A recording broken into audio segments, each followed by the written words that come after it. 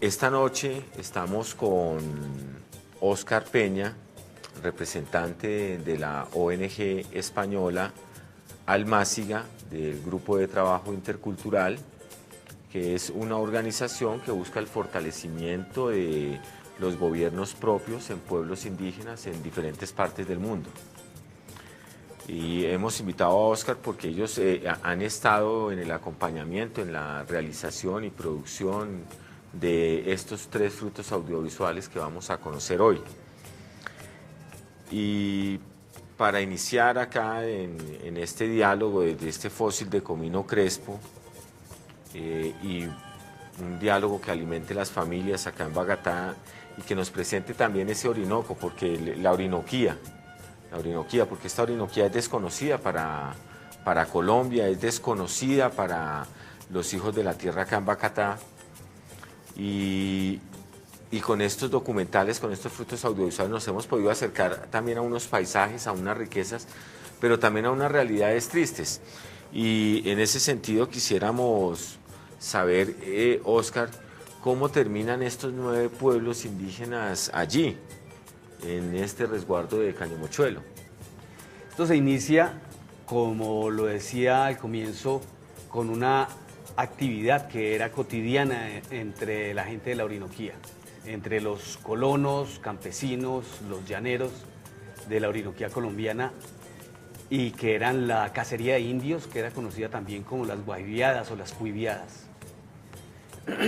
Estas se producen debido a que a medida que van colonizando, a que va entrando el sistema de hatos en la Orinoquía colombiana, pues ellos van empujando poco a poco a los pueblos indígenas, a las comunidades indígenas que se encuentran asentadas en su camino de entrada a la Orinoquía.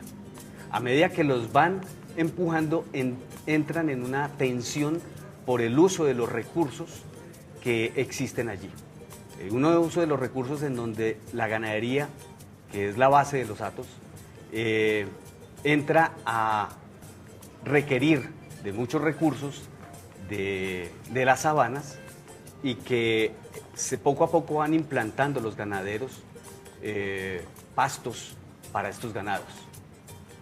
Eso hace que los indígenas ya no vayan encontrando la suficiente diversidad biológica que era la que sustentaba sus sistemas de producción propia.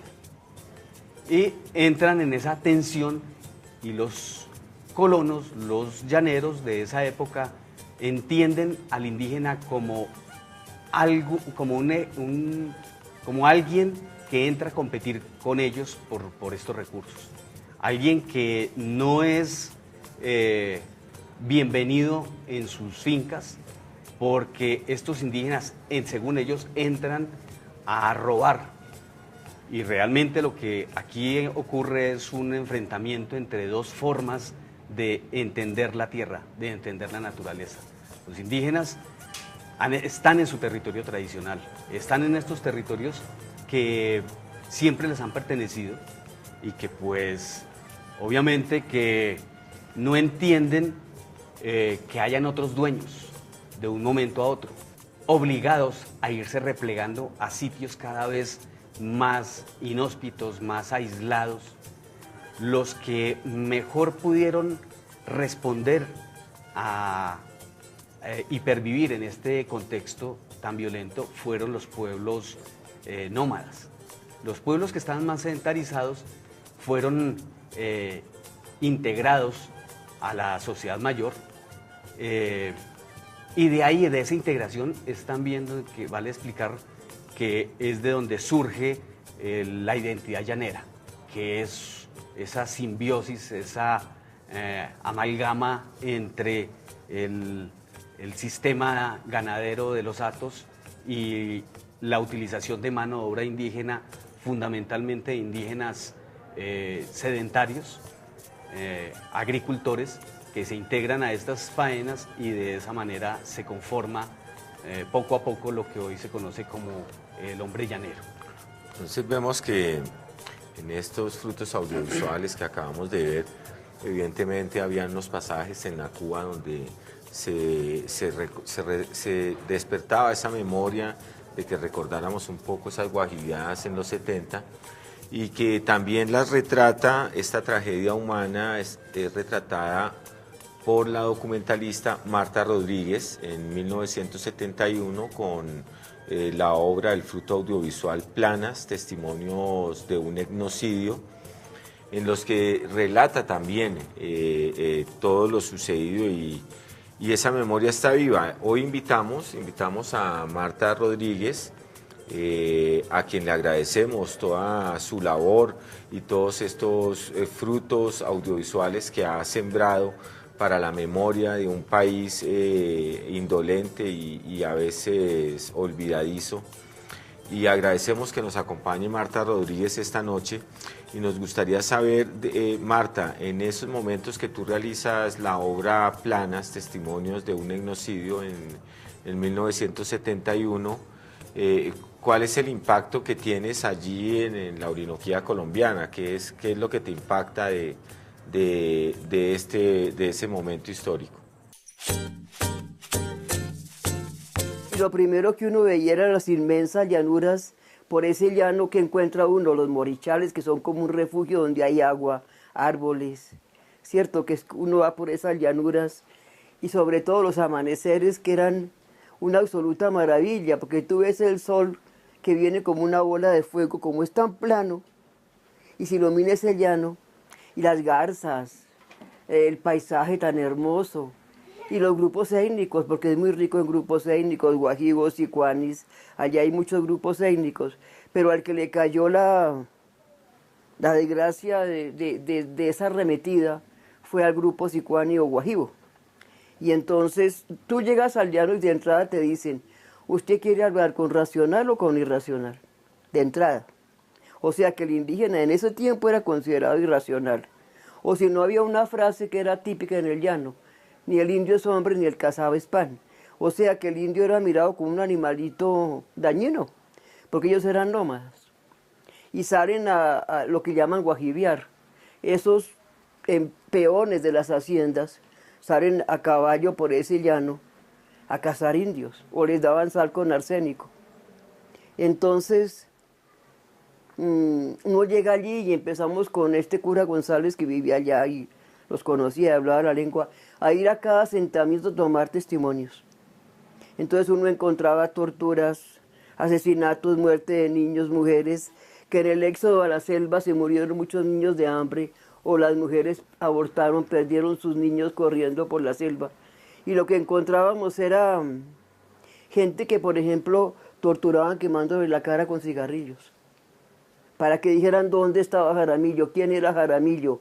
Un hombre que llegó a trabajar allá con una ONG y creó una cooperativa agropecuaria para no dejarse robar el arroz y las cosechas por los grandes terratenientes. Y claro, como todo gente que quiera el bien de los indios, lo declaran guerrillero.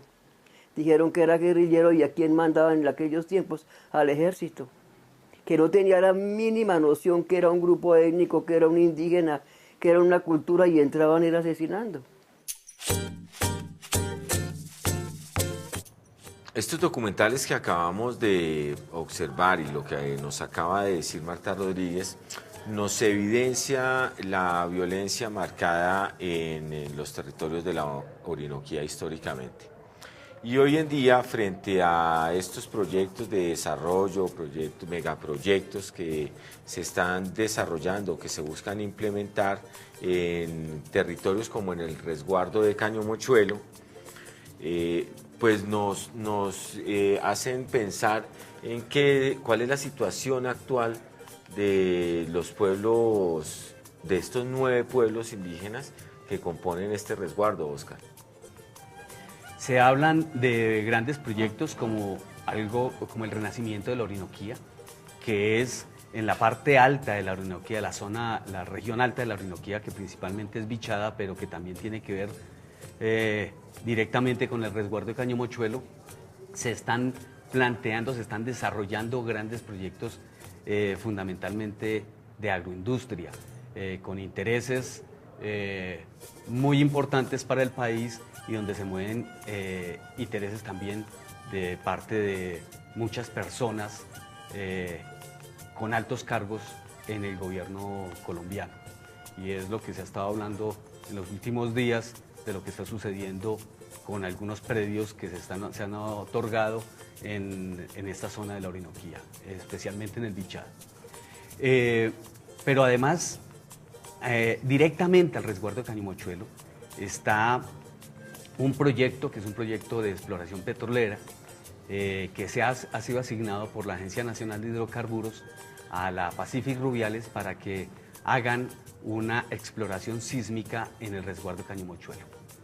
Esta, como los otros megaproyectos, como el IRSA, canalización del río Meta, pues están afectando, van a afectar directamente al resguardo de Caño Mochuelo de una manera contundente. Inclusive disminuyeron el área de reserva-resguardo, pues los dejaron confinados a un territorio en donde la colonización siguió avanzando y los rodearon, y en este momento pues durante todo el tiempo, muchos años atrás, es muy complicado que los indígenas salgan de su resguardo, y cada vez que salen en busca de sustento para su cultura material o espiritual, solamente regresan con problemas al resguardo. Cuando estos proyectos que se están planteando empiecen a funcionar, pues van a reducir mucho más el espacio territorial de estos indígenas, lo cual los va a poner en un altísimo riesgo de desaparición, mucho más alto del que existe ahora y del cual el Estado los ha asumido esa responsabilidad para esa calidad de pueblos en peligro para los sicuanis y para los cuivas, guamones. Pero también existen los chiripos, que son un grupo muy reducido y que son los únicos que existen en el país, son nómadas y que en este momento se encuentran en un espacio que es absolutamente insuficiente para pervivir siquiera como campesinos, porque en promedio cada familia indígena del resguardo tiene un cuarto de la unidad agrícola familiar, del área que destina el Estado, la medida que tiene el Estado para asignar tierras a una familia campesina para que viva como campesinos. Como en algún momento hablábamos, bueno, eso del renacimiento de la Orinoquía debía ser un proyecto donde los niños de acá, de Bacatá, las familias del país pudieran ir a conocer el territorio y compartir esas riquezas que hay. Y no que sea un territorio que se esté entregando a megaproyectos, a un saqueo de recursos naturales y a un hacinamiento, por ejemplo, en el caso de estos 9 pueblos. ¿Qué se está planteando desde el resguardo de Caño Mochuelo para salir o a poder supervivir o sobrevivir en ese contexto? Las comunidades del resguardo, las 12 comunidades de los 9 pueblos indígenas del resguardo están trabajando de una manera permanente, constante, desde hace 4 años atrás, en analizar su situación territorial.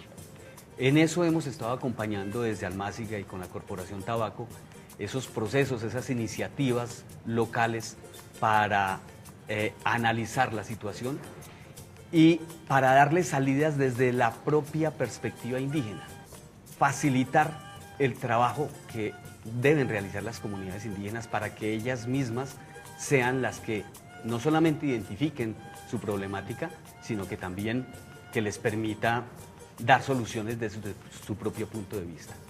En esa perspectiva se ha estado trabajando en 4 líneas temáticas.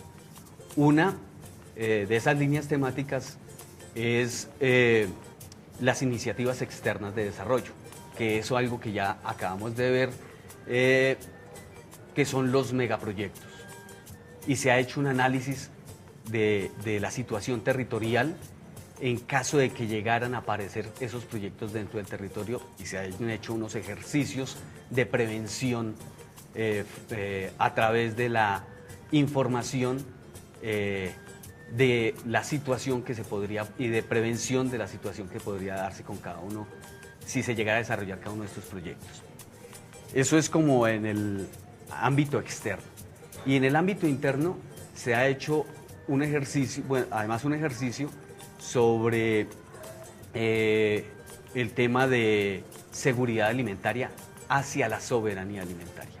En este sentido, lo que se ha identificado, las comunidades han identificado, es que tienen aún muchos conocimientos, amplios conocimientos sobre sus propios sistemas de producción. Pero debido a la estrechez territorial, esos conocimientos se están perdiendo porque no hay la oferta ambiental dentro del resguardo para poder perpetuar ese saber, esas formas de vivir y perpetuarse como pueblos indígenas con identidad. En ese sentido, los pueblos que son cultivadores se han dado a la tarea de recuperar sus semillas y han establecido unos bancos de semillas en las comunidades, a sabiendas que no tienen el espacio suficiente dentro del resguardo para poder soportar alimentariamente a su población, pero que es necesario que las nuevas generaciones mantengan esos conocimientos y que los pongan en práctica, así sea en unas parcelas demostrativas. Y claro, es clave porque alimentos como el mañoco, que hoy en día el mañoco que se da, por ejemplo, en Cañomochuelo y del Bichada lo están sacando para Alemania, que el mañoco es un alimento clave para la diabetes y acá es desconocido totalmente. Aquí lo que estamos viendo entonces es que está claro, es que solo la ampliación del territorio en el resguardo de Cañomochuelo podría garantizar de una forma la pervivencia o supervivencia de estos pueblos. En ese sentido, ¿cuál es el papel del INCODER en este contexto, Oscar? Bueno, el INCODER es la institución del Estado que es directamente responsable de la creación, ampliación y saneamiento de resguardos en el país. Por lo tanto, en ellos recae toda la responsabilidad sobre lo que pueda suceder con estos pueblos indígenas del resguardo de Cañomochuelo. Para alimentar el diálogo y para que los hijos de la tierra se puedan nutrir más de lo que está sucediendo en el resguardo de Cañomochuelo, en la Orinoquía colombiana, y por qué es necesaria la ampliación para que estos pueblos no desaparezcan. Invitamos también a Gabriel Muyuy y nos gustaría que él nos dijera, nos contara cuál es el papel del INCODER en esta situación. Cañomochuelo es un resguardo muy importante de Colombia, ubicado a 1:45 de vuelo desde la capital de Casanare, Yopal. Está ubicado en dos municipios, en la jurisdicción de dos municipios, el municipio de Paz de Ariporo y Hato Corozal. En este resguardo habitan pueblos indígenas, históricamente hablando, nómadas. Hay 9 pueblos indígenas, 12 comunidades. Actualmente el territorio legalmente reconocido bajo la figura de resguardo es de poco más de 94.000 hectáreas, pero es un territorio que tiene unas características no muy productivas para la pervivencia física y cultural de estos 9 pueblos y 12 comunidades que suman un total de 2.700 indígenas ubicados en este resguardo. Por otro lado, es un territorio que en época de inviernos se inundan porque está a la orilla de 2 ríos muy importantes que atraviesan este resguardo, y todo esto dificulta a la producción alimentaria para que estas comunidades puedan tener garantía de su alimentación. Por eso resulta muy importante que el Estado colombiano, a través de su entidad competente, como es el INCODER, encargado de garantizar el derecho a la tierra y territorio en Colombia, en particular en este caso los pueblos indígenas, entre a actuar, por una parte, para ampliar el territorio, el resguardo indígena, porque repito, este es un pueblo, estos pueblos son, especialmente hay 2 pueblos indígenas que están en altísimo riesgo de extinción, como el pueblo Chiripo, que solamente tiene 137 personas, no hay más chiripos en este planeta, y los huipibes, que es incluso mucho más pequeño, solo 67 personas integran este pueblo, no hay más huipibes en este planeta, y los otros también son pueblos pequeños, como los Amurúa, que es otro pueblo que está ubicado en este resguardo.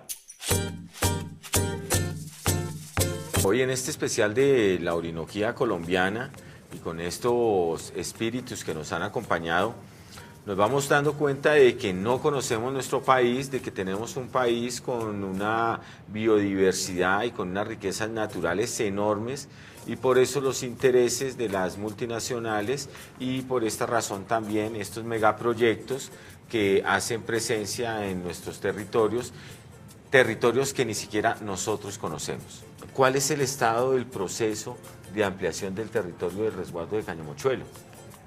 Bueno, en este momento prácticamente está detenido. ¿Qué se ha hecho?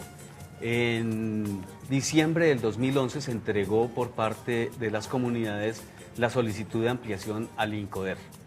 El INCODER, a finales de ese mismo año, ese mismo mes, contestó que esto lo iba a incluir en la mesa de territorios para su priorización.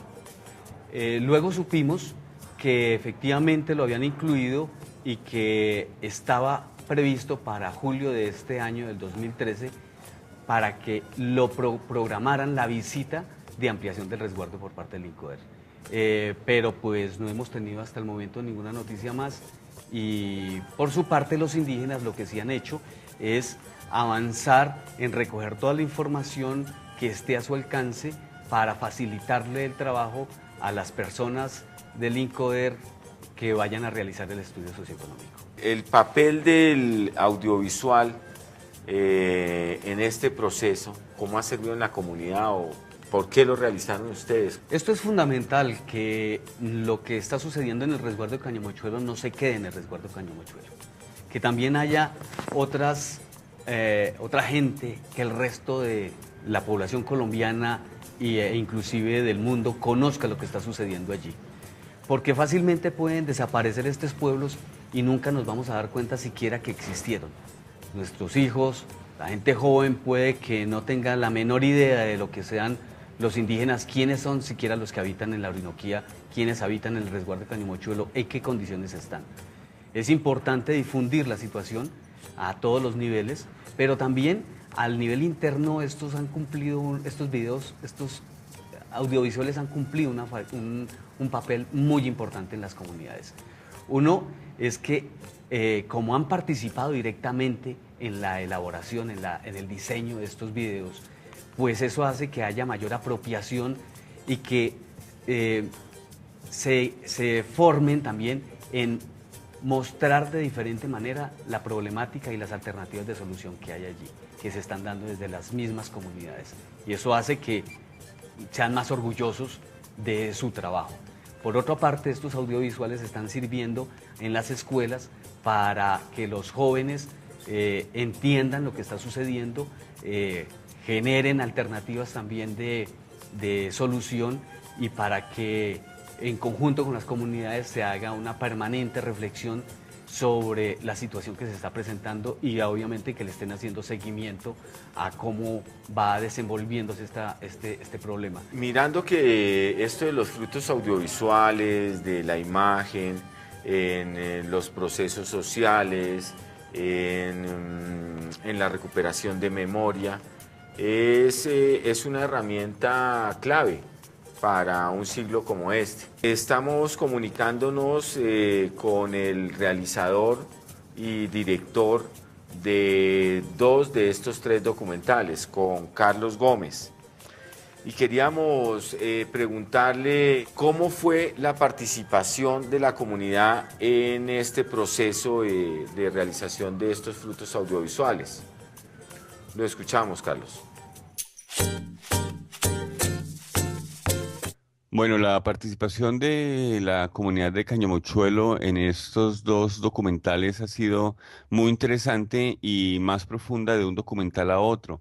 En Encercados, por ejemplo, ellos fueron parte importante en la realización de este documental porque hicieron el guión en primer lugar. Fue un guión escrito, no fue un guión escrito, sino fue un guión que se dibujó en el piso intentando acudir a los usos y costumbres de ellos, puesto que son pueblos de mayor oralidad que de escritura. Por otra parte, hicieron la producción ejecutiva, ellos estuvieron a cargo también de las locaciones, de ubicar a las personas. En ese pequeño espacio en donde se desarrolló el documental, llegaron cerca de 100 indígenas. Cañamochuelo es un resguardo compartido por 10 pueblos indígenas diferentes. Llegaron 10 delegados por cada pueblo y todo esto, todo este tema de producción de campo estuvo a cargo del equipo de comunicaciones.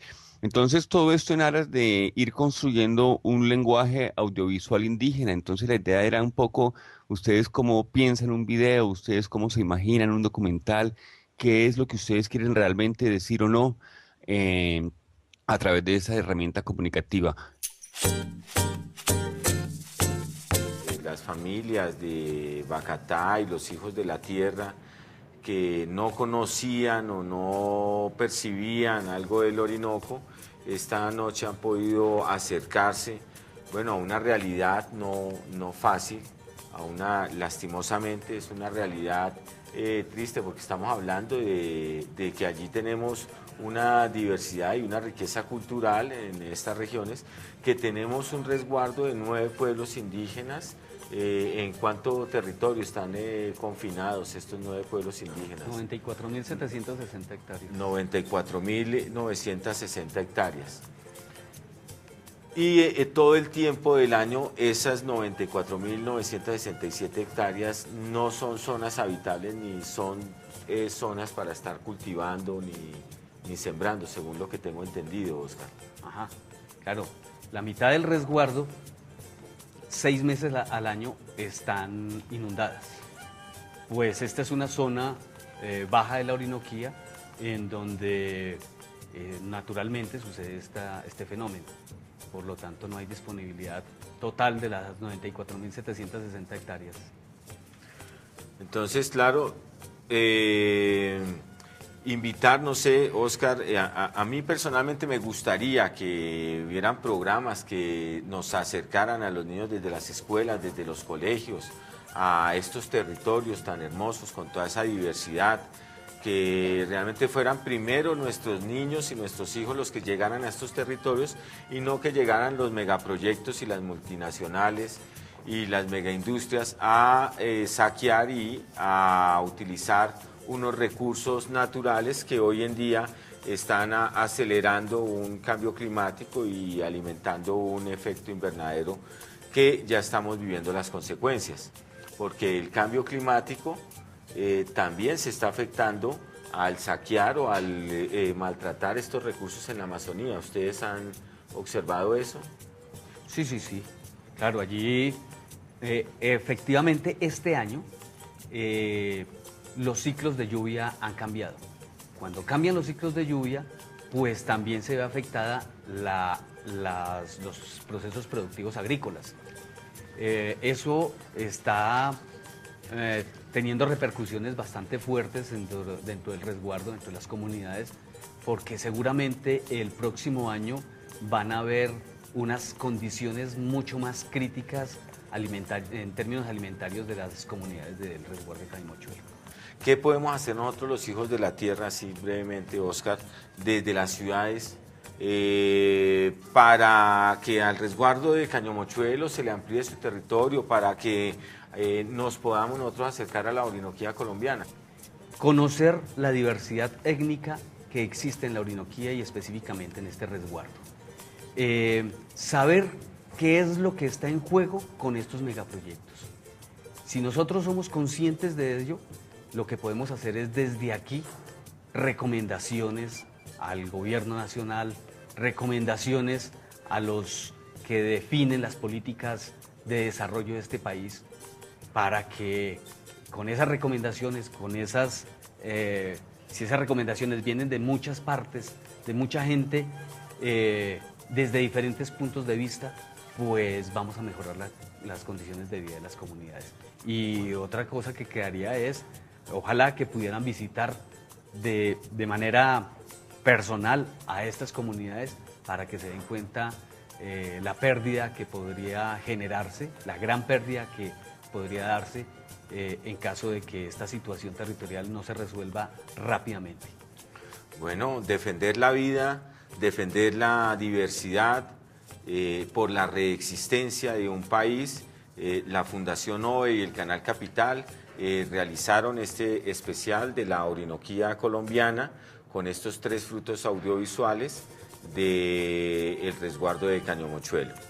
No me queda más sino invitarlos a que continuemos alimentándonos de maca, de mambe, mañoco, hoja de coca, chontaduro, que hoy se me olvidó traer también, y quinoa y amaranto. Recordemos que la alimentación y el consumo sano, ¿sí?, son en estos momentos vitales para un cambio en las dinámicas del planeta. Y hoy tenemos acá también la bicicleta, que es muy clave allá en el Orinoco, ¿no, Oscar? La bicicleta en las comunidades de la Orinoquía es fundamental para el principal medio de transporte que existe allá en época de verano. Sin bicicleta, pues es muy difícil que la gente hoy en día se movilice.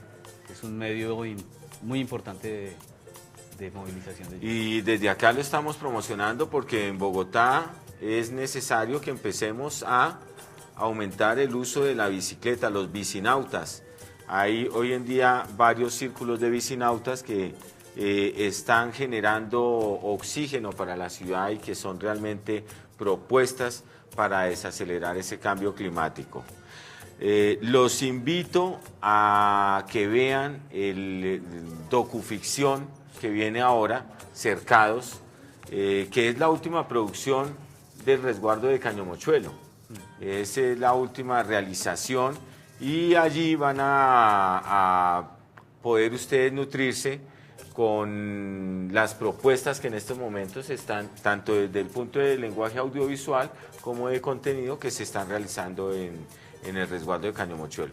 Entonces los invito a que vean Cercados de la ONG Almáciga en coproducción con el resguardo de Cañomochuelo, y los invito a que nos veamos de hoy en 8 días en Sus Realidades, el Cine Azul. Y recuerden, el Cine Azul nos protege contra el monocultivo audiovisual. Gracias.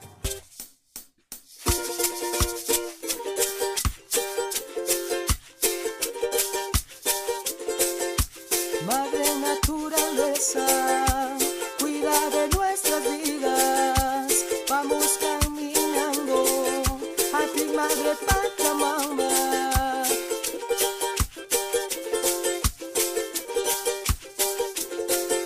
Cuidemos la madre tierra, cuidemos la madre agua, cuidemos al padre viento, cuidemos al padre fuego.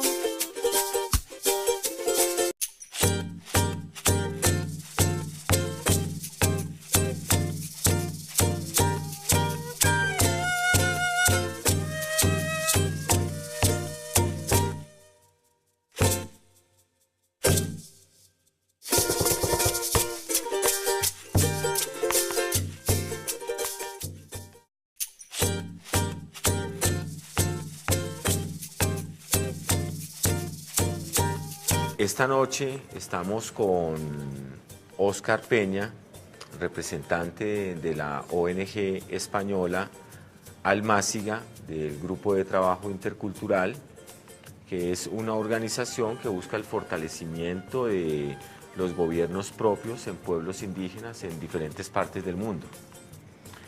Y hemos invitado a Oscar porque ellos han estado en el acompañamiento, en la realización y producción de estos 3 frutos audiovisuales que vamos a conocer hoy. Y para iniciar acá en este diálogo de este fósil de comino crespo y un diálogo que alimente las familias acá en Boyacá y que nos presente también ese Orinoco, porque la Orinoquía, porque esta Orinoquía es desconocida para Colombia, es desconocida para los hijos de la tierra acá en Boyacá. Y con estos documentales, con estos frutos audiovisuales nos hemos podido acercar también a unos paisajes, a unas riquezas, pero también a una realidad de datos en la Orinoquía colombiana, pues ellos van empujando poco a poco a los pueblos indígenas, a las comunidades indígenas que se encuentran asentadas en su camino de entrada a la Orinoquía. A medida que los van empujando, entran en una tensión por el uso de los recursos que existen allí. Uno uso de los recursos en donde la ganadería, que es la base de los hatos, entra a requerir de muchos recursos de las sabanas y que poco a poco van implantando los ganaderos pastos para estos ganados. Eso hace que los existes. Y en ese sentido quisiéramos saber, Oscar, cómo terminan estos 9 pueblos indígenas allí, en este resguardo de Cañamochuelo. Esto se inicia, como lo decía al comienzo, con una actividad que era cotidiana entre la gente de la Orinoquía, entre los colonos, campesinos, los llaneros de la Orinoquía colombiana, y que eran la cacería de indios, que era conocida también como las guaviadas o las puiviadas. Estas se producen debido a que a medida que van colonizando, a que va entrando el sistema de indígenas, ya no vayan encontrando la suficiente diversidad biológica que era la que sustentaba sus sistemas de producción propia. Y entran en esa tensión y los colonos, los llaneros de esa época, entienden al indígena como algo, como alguien que entra a competir con ellos por estos recursos. Alguien que no es bienvenido en sus fincas, porque estos indígenas, según ellos, entran a robar. Y realmente lo que aquí ocurre es un enfrentamiento entre 2 formas de entender la tierra, de entender la naturaleza. Los indígenas